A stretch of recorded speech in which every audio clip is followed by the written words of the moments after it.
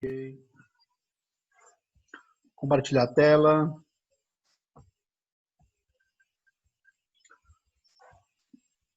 Começando aí. A questão 1 é uma questão, basicamente, de conhecimentos gerais, né? Mas uma questão do Enem. Então, trataremos com o devido respeito por ser uma questão do Enem. O texto. Primeiramente, vai tratar do seguinte, que é: um problema ainda não resolvido da geração nuclear de eletricidade é a destinação dos rejeitos radioativos, o chamado lixo atômico. Os rejeitos mais ativos ficam por um período em piscinas de ácido inoxidável nas próprias usinas, antes de ser, como os demais rejeitos, acondicionados em tambores que são dispostos em áreas cercadas ou encerrados em depósitos subterrâneos secos, como antigas minas de sal. A complexidade do problema do lixo atômico, comparativamente a outros lixos com substâncias tóxicas, se deve ao fato de... Então, vamos ver quais seriam as indicações que são feitas aí para o lixo radioativo.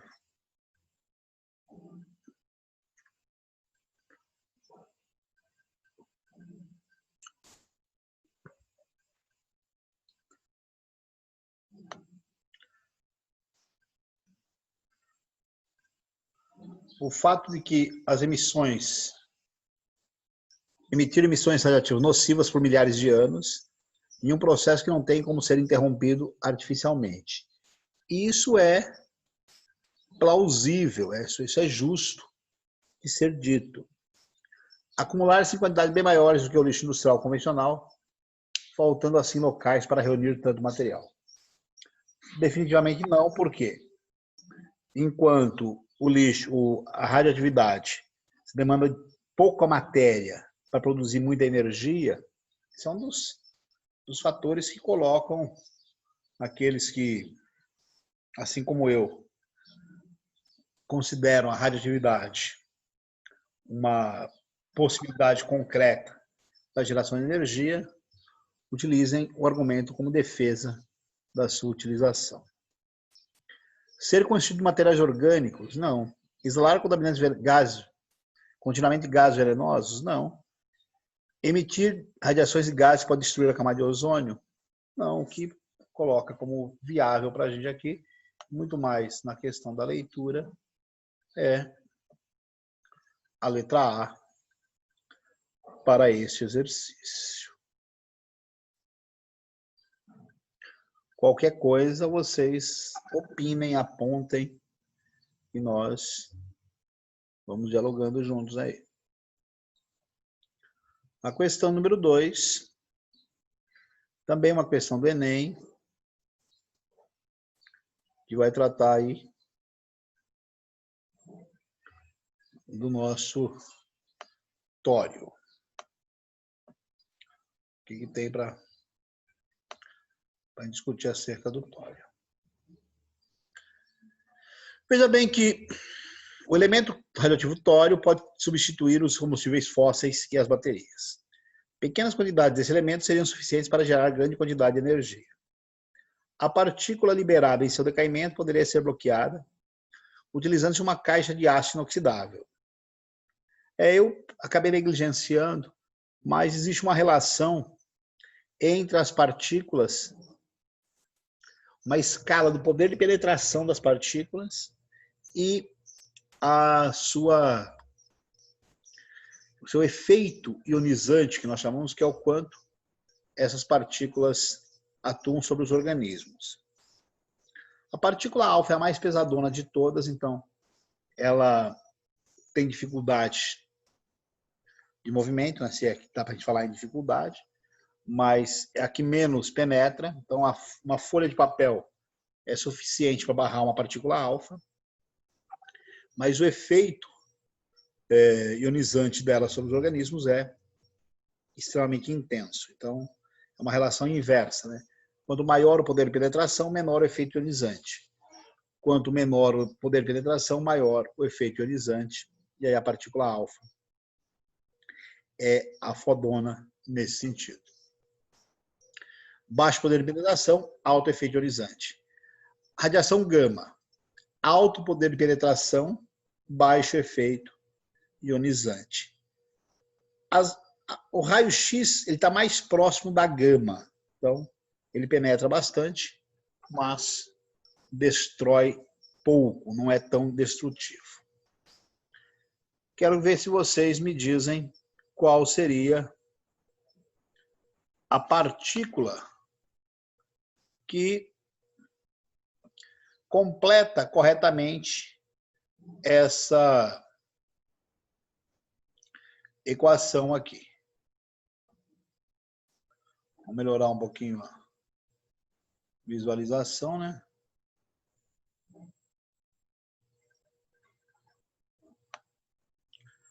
Veja bem que nós temos o tório 230 virando rádio 226. Então a diferença aqui na partícula é 4 na massa.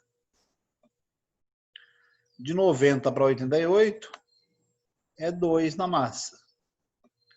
Ou seja, essa deve ser uma partícula alfa que é responsável por esse decaimento. Questão do Enem.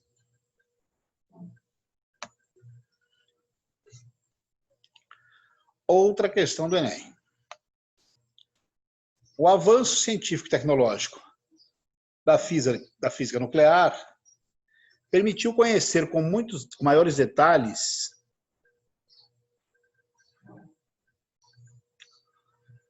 o decaimento radioativo dos núcleos atômicos instáveis, desenvolvendo-se algumas aplicações para a radiação de grande penetração no corpo humano, utilizada, por exemplo, no tratamento do câncer. A aplicação citada no texto se refere a qual tipo de radiação? Então, de grande penetração, gente. Grande penetração não é alfa. Aqui, a beta é de penetração intermediária. Vocês ainda não devem ter ouvido falar em fazer tratamento de câncer com raio-x e nem radiação ultravioleta. Mas quem faz a radioterapia é a radiação gama, que é a responsável pela radioterapia, a terapia com os componentes da radiação. Justo? Justo. Já a questão de número 4, eu vou utilizar o caderno aqui para poder destacar para vocês. Porque ele está falando que é o seguinte. Nós temos aí o elemento tório, 23290,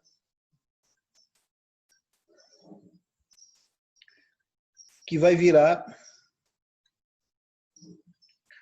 chumbo 82.208. Só que aí emite N-alfa, que tem número 24, mais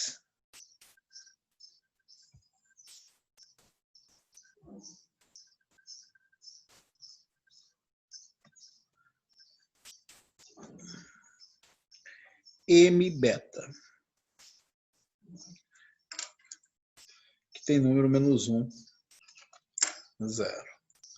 Só vou acessar o compartilhamento para poder ficar na tela grande aqui o caderno, a resolução.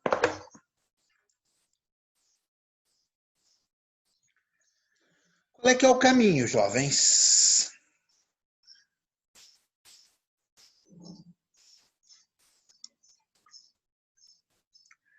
232 é igual a 208 mais n vezes 4 mais m vezes 0. Portanto, aqui é possível descobrir que 4n's valem 24, portanto, n é igual a 6. Matemática primitiva. 90 é igual a 82, mais 2n, ou 2 vezes 4, mais m vezes menos 1.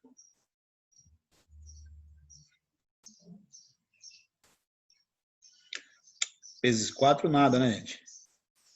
Vezes 6. O n vale 6. N vezes 2, o n vale 6. Perdão. Portanto, 90 é igual a 82, mais 12, menos m. Portanto, m é igual a 4. Para quem está com o livro em mãos, são 6 alfa e 4 beta, o que carrega o gabarito para a letra A de amor. Tenho aí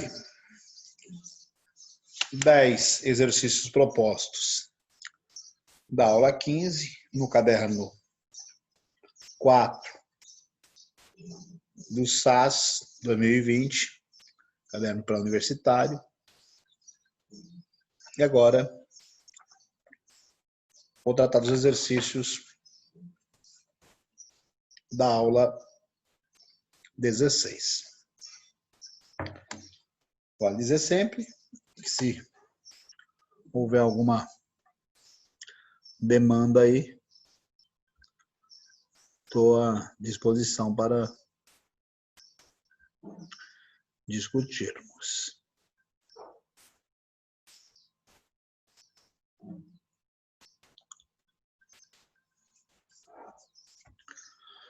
Compartilhando o livro mais uma vez.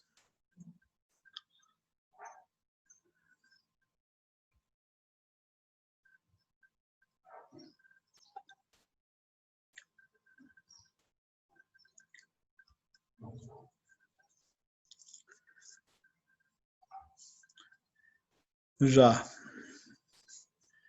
chegamos aqui na questão de sala, em que ele fala o seguinte, que, mais uma vez, questão do Enem, o terremoto e o tsunami ocorridos no Japão em 11 de março de 2011 romperam as paredes de isolamento de alguns reatores da usina nuclear de Fukushima, o que ocasionou a liberação de partículas de substâncias radioativas. Entre elas está o iodo 131, cuja presença na natureza está limitada por sua meia-vida de 8 dias. O tempo estimado para que esse material se desintegre até atingir 1/16 da sua massa inicial é d. Então, vamos falar assim. No tempo zero,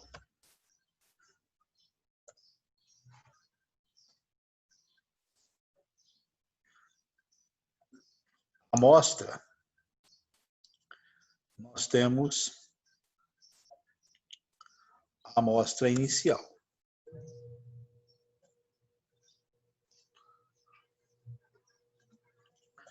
Mais 8 dias vai ser igual a I dividido por 2.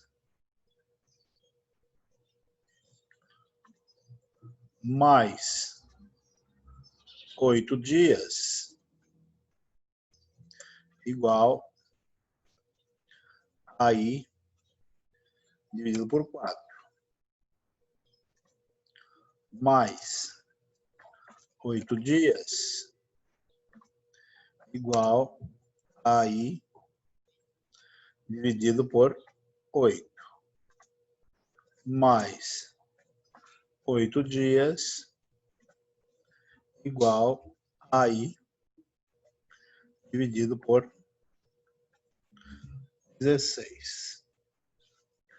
Ou seja, do tempo que nós começarmos a contar, devem passar 32 dias para que a amostra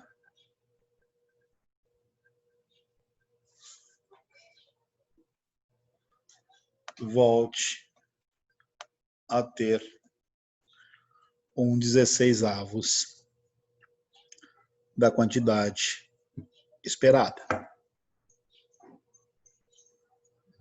Tranquilo?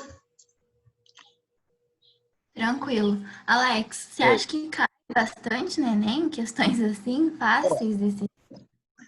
Caíram durante muito tempo já, né? Porque essas questões, elas são bem fáceis, né? Essa é a realidade. Quando trata de radioatividade, é uma coisa contextualizável, então dá para contextualizar e não tem muito o que inventar aqui, porque se for para inventar, vai virar matemática. Sim. Porque não dá para perder questão assim, né? É aquela história.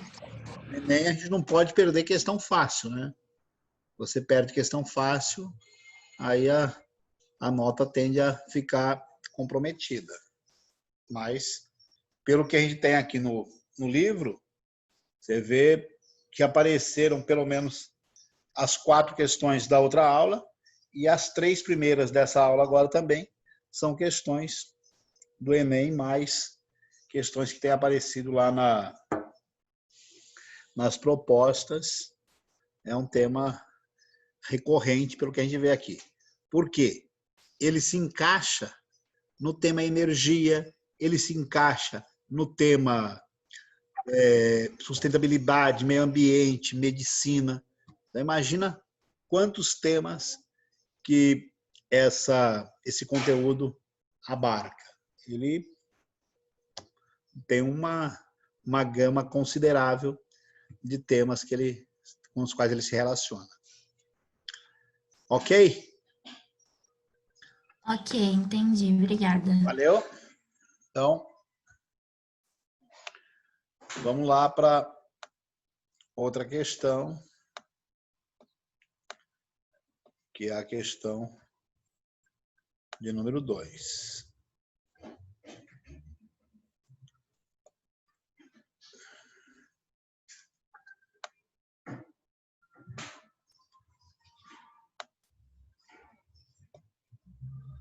A bomba reduz nêutrons e neutrinos e abana-se com o leque da reação em cadeia. Carlos Drummond de Andrade. Nesse fragmento de poema, o autor refere-se à bomba atômica de urânio. Essa reação é dita em cadeia por quê? Então, bomba atômica, nós devemos associar com fissão. Então, já elimino essas questões aqui. É a fissão do urânio, que quanto quantidade de calor dá continuidade à reação? Gente, não é o calor que dá continuidade à reação em cadeia, mas sim os outros nêutrons que vão sendo liberados. Eu, quando marquei para vocês a reação de fissão nuclear, lá atrás, só para chamar a atenção, enquanto ela consome um nêutron para começar, ela disponibiliza 3 nêutrons. Então, um nêutron parte um átomo, 3 nêutrons partem 3 átomos, que vão gerar 9 nêutrons, vão partir mais 9 átomos, vão virar mais 3 nêutrons, vão partir 27. depois 81, 243 e assim sucessivamente, 729, né? 2181, 2187 e assim as coisas vão tendo sequência na reação em cadeia. Então, a produção dos nêutrons faz com que a reação seja realimentada, o que nos levará à letra C de coração por conta dessa interpretação aí da reação em cadeia ocorrendo. Certo, pessoal? Então, letra C de coração para essa daqui. E dando sequência na questão de número 3.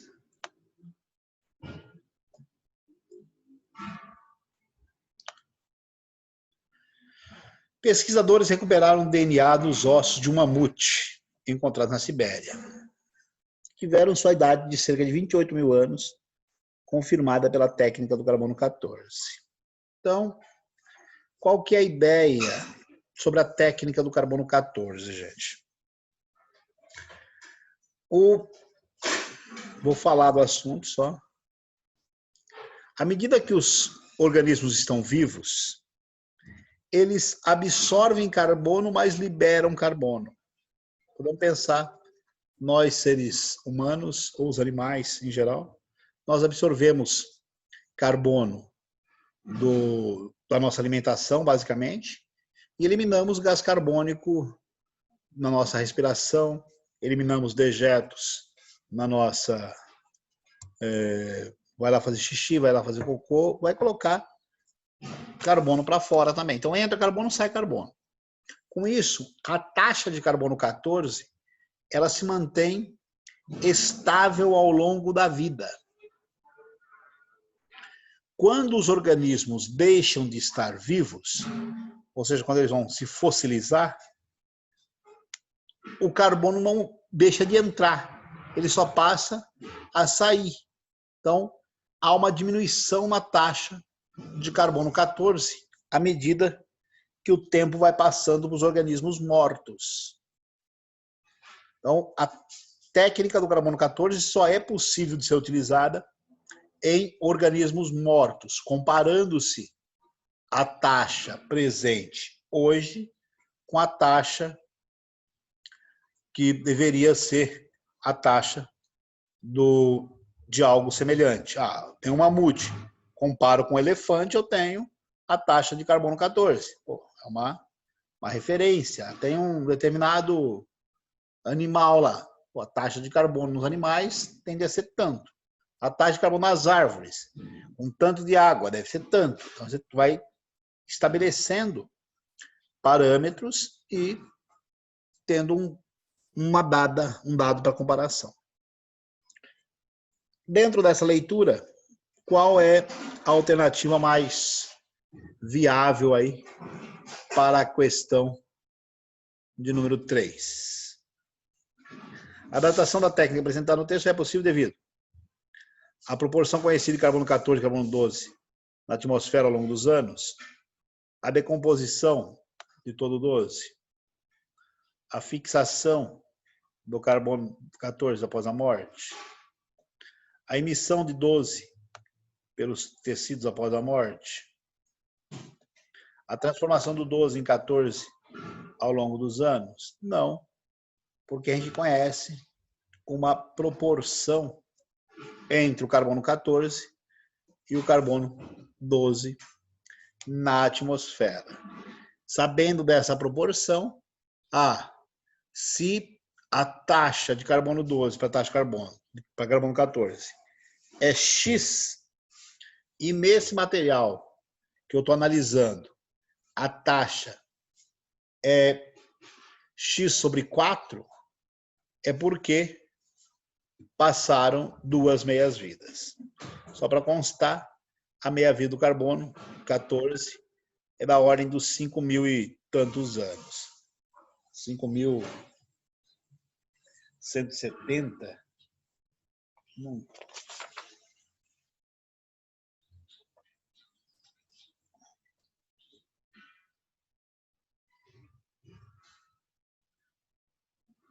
Chegou a aparecer em prova 5.730. 5.730 é a meia-vida do carbono 14. Ok? Mais uma. Na questão 4. A radioatividade é um fenômeno natural ou artificial? Gente, radioatividade não dá para acessar ela. Não dá para você, quero acabar com a radioatividade, que eu vou colocar esse material na geladeira. Não rola. Quero alterar a radioatividade, aquecer o material. Não vai rolar. Você faz radioatividade artificial produzindo núcleos. A gente usa o termo núcleo para falar de átomos, né? Produzindo nuclídeos que tenham como característica a instabilidade e por isso possam gerar núcleos filhos, possam sofrer processos de transmutação ou degradação radioativa. A radioatividade é um fenômeno natural artificial pelo qual algumas substâncias ou elementos químicos chamados radioativos são capazes de emitir radiações, as quais têm a propriedade de impressionar placas fotográficas, ionizar gases, produzir fluorescência, atravessar corpos opacos à luz ordinária, entre outras coisas. As radiações emitidas pelas substâncias radioativas são principalmente partículas alfa, beta e raios gama. Entre as alternativas a seguir, relacionadas à radioatividade, é correto afirmar que o poder de ionização das partículas alfa é o maior de todos, e não menor que das beta. Quando o núcleo radioativo emite beta, seu número de massa aumenta. Não. A beta é 0 na massa. Então, não mexe no número de massa a emissão beta. Mexe no número atômico. Aumenta o número atômico. Esse aumento do número atômico tem o seguinte. Você, ao emitir beta, você precisa partir um nêutron. A partição desse nêutron gera um próton e um elétron. O elétron vai-se embora na forma de radiação beta e fica um próton no núcleo. Então, por isso que aumenta o número atômico. A radioatividade é a propriedade que os núcleos atômicos instáveis possuem de emitir partículas e radiações mecânicas para se transformarem em outros núcleos mais instáveis. Não são radiações mecânicas, né? Não é mecânica. Essa radiação, não sei como definir mais adequadamente se existe uma radiação mecânica, né? Uma onda mecânica, mas são ondas eletromagnéticas, luz, essencialmente, esse tipo de material. É o espectro da radiação eletromagnética. A velocidade de desintegração radioativa é inversamente proporcional ao número de átomos radioativos na amostra. A velocidade de desintegração, então, quanto mais átomos existirem numa amostra, mais rápida será a desintegração dessa amostra. Isso é uma questão quase que intuitiva de comportamento para esses materiais. A constante radioativa explicita a fração de átomos de determinado elemento radioativo que se desintegra na unidade de tempo. Como tem a constante cinética na velocidade, vai haver uma constante radioativa aqui, só para dizer, é 0,7 dá de meia-vida a constante radioativa, mas é uma questão conceitual essa. Os outros não são verdadeiros, só sobra a letra E para ser verdadeira. Cada material tem a sua própria meia-vida, cada material tem a sua própria cinética de desintegração e, óbvio, pode-se construir aí essa variável de constante radioativa. Alguém tem algum comentário para fazer?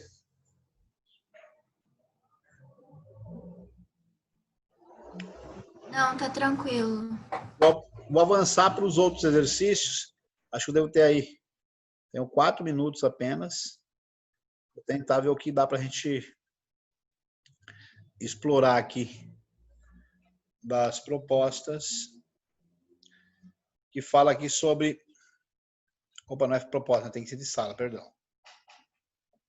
Eu estava querendo fazer... Então, não se esqueça de fazer os exames de toques nas mamas, água do mar do Japão contaminada com radiação e tal. As sereias estão ali. Além do risco de acidentes, como referenciado na chave, o principal problema enfrentado pelos países que dominam a tecnologia associada às usinas nucleares, ou termonucleares, é a escassez de recursos minerais destinados à produção de combustível nuclear, a produção dos equipamentos relacionados às diversas etapas do ciclo nuclear, o destino final dos subprodutos das fissões ocorridas no núcleo do reator, a formação dos recursos humanos. Gente, o principal problema aí é a questão do lixo nuclear, não tem outra vertente. Nós, aqui no caso brasileiro, né, os caras que falam dos militares era bom, os caras compraram usina que a Alemanha não usava mais, sem ter um físico nuclear formado no Brasil. Só para ter uma ideia. É óbvio que não poderia dar certo a implementação de Angra aqui no Brasil, sem contar a região que os caras escolheram para colocar as usinas. Mas isso é um debate para outra hora. Aqui, o lixo nuclear, letra C, é a chave da conversa. Veja aí mais uma vez o Enem aparecendo aí na questão. A falta de conhecimento em relação ao que vem a ser um material radioativo e quais os efeitos, consequências e o uso da radiação pode gerar o medo e a tomar decisões equivocadas, vamos apresentar no exemplo a seguir. Uma companhia aérea negou-se transportar material médico por este portar um certificado de esterilização por irradiação. A decisão tomada pela companhia é equivocada, pois o material é incapaz de acumular radiação, gente, não se tornando radioativo por ter sido irradiado. Não é porque eu tomo uma carga de radiação que eu vou virar um incrível Hulk. O Marco Antônio é uma criação só da cabeça dele que ele vai virar Hulk. Não vai conseguir emanar radiação para outros lugares. Então, é coach, né? Na cabeça dele, ele acredita que ele vai conseguir emanar radiação como o Hulk emanava. Certo? Esmagador. Ele é o cara, mano. Então, fico aí com a letra A de amor nessa. E toda a minha dedicação ao Marco Antônio, né? Você sabe que o Marco Antônio viveu um romance. A energia térmica liberada em processo de fissão nuclear pode ser utilizada na geração de vapor para produzir energia mecânica, que por sua vez será convertida em energia elétrica. A seguir está representado o esquema básico de uma usina de energia nuclear. Gente, se a energia nuclear fosse ruim, Japão não ia utilizar, a França não ia utilizar, Rússia não ia utilizar, Alemanha não ia utilizar. Então, nesse esquema, o que a gente teria de situação chave aqui? Água aquecida gira a turbina gera eletricidade. Então, a energia liberada da reação é usada para ferver a água, que, na forma de vapor, alta pressão, aciona a turbina. Isso é o que deve estar colocado na letra A também para essa questão. E, por último, se não der para dar tchau para vocês, fica aqui de minha parte o tchau. O Pierre Curie, ao Prêmio Nobel de Química, ele vai falar sobre que mãos criminosas pode ter problemas, e aí o que é que a gente tem de interpretação para essa aula? Os benefícios são maiores que os prejuízos, e assim encerramos a nossa conversa sobre a radioatividade. Boas aulas para vocês Até quinta que vem. E para quem for assistir o vídeo, boas aulas. Tamo junto.